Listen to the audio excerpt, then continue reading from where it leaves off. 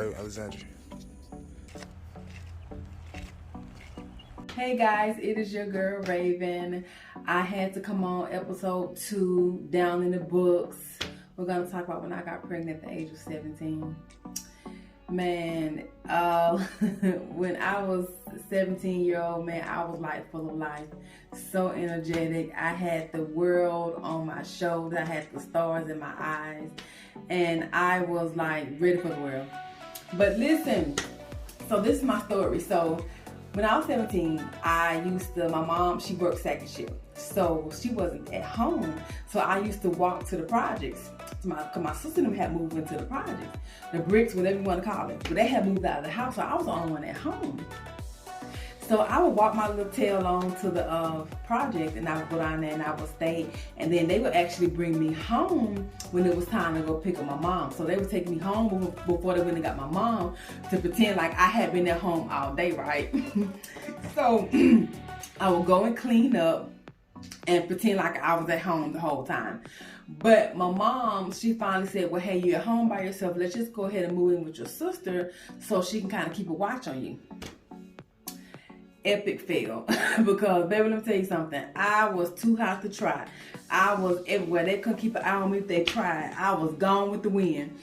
But this one particular day, I was walking across the street, and I heard this guy say, hey. So, I turned around, I think I'm all cute, with my little poetic justice braids in my hair, So I turned around, he said, hey, you remind me of my grandmama. I was like, okay, whatever, he was in a black box shaped with the gold rim, the gold teeth, and I'm like, okay, that I was doing something. So, we dated and whatever, and I actually did not know that I was pregnant at the time. My mom actually found out. She knew it. She knew just the way I was acting. She knew that something was different about me. And she was right. So, she really took care of me after she did find out that her baby girl was actually pregnant. But the only issue was that when I told him I was pregnant, the first thing that came out of his mouth was, let's have an abortion. First of all, I didn't know anything about pregnancy, and then secondly, I definitely know nothing about an abortion. So I'm like, getting an abortion to do what? So I just ignored everything that he was saying, and I just started taking care of the child by myself. And he was not involved in my life, period, in my son's life at all. His mother, she was in my son's life, but he wasn't. And that's kind of a heartbreaking thing, having to go through that as a teenager. I mean, even grown women who go through that denial of the father not wanting to be a father to the child, but once you go through it, it's totally different, because you start to play back in your mind, oh, I shouldn't have did this and I shouldn't have did that, why did I do this and why did I do that? And then the doubt comes in, the doubt set in, and then the insecurity starts to set in because you're being rejected or you're not wanted by someone who you thought loved you. And that's the whole issue in itself. But my family was like super troopers, baby. When I tell you, they helped me take care of that child. And he was basically my mom's child because she always had him. But growing up, he actually really saved me. I was not going down the wrong path, but I wasn't in the right direction. So by me getting pregnant actually saved my life. It affected me to the point where it kind of I didn't isolate myself, but I wasn't able to be involved in a lot of things that a teenager or 18-year-old would have to be or would be doing at that time, because I had to come from school and go home and take care of a baby. And I actually had to work to actually pay someone to actually watch him while I went to school. And what teenager wants to go through that? Those responsibilities, that's a heavy responsibility on someone at that age. But I'm grateful it did happen to me, because he did come and save my life. Because I don't know where I would have been, but it wouldn't have been where I am right now. And I'm just grateful for my family for actually helping me. I have grown, I've learned so much.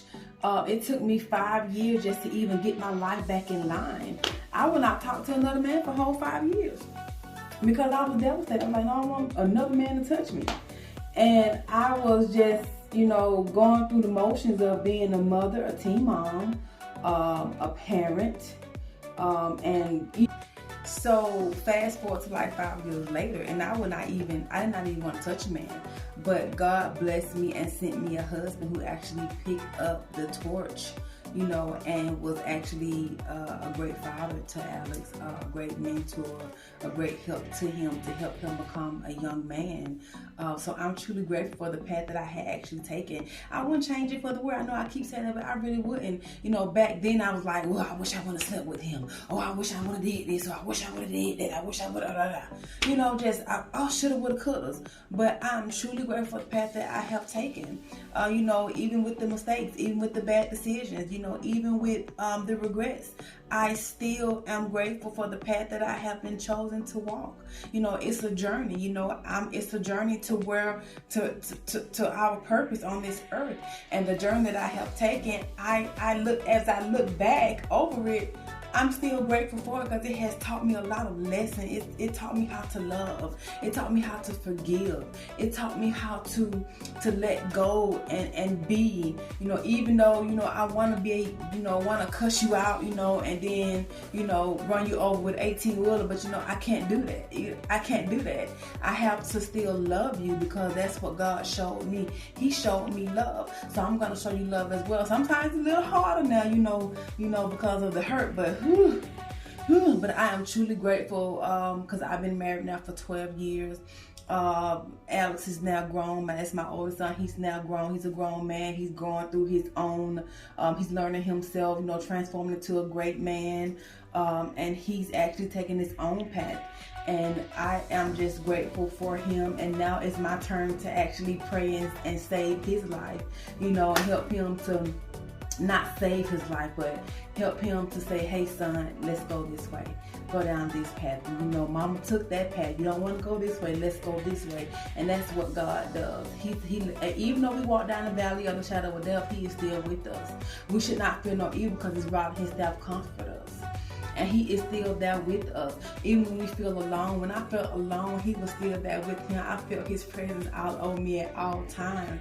He showed me so much love. He showed me compassion. He showed me favor, showed me grace when I was going through and walking as this 18-year-old girl who was actually lost and had no idea of anything. But I am truly grateful for God picking me up and turning me around and placing my feet on solid ground. Now I'm a 41-year-old woman who's able to express and tell her story, to hopefully be able to reach a young girl who's actually pregnant at 17 and think that she's not going to be able to make it. But you are able to make it. You are able to get through it. You are fearfully and you're wonderfully made. You're not your mistakes. You are not your past. You are not your regrets. You are who God has created you to be. Even though you have been chosen to actually carry this child at this young age, you are still who God has called you to be. You guys, it's your girl Raven. Remember to always smile because God does love you. Have a great day. Bye-bye.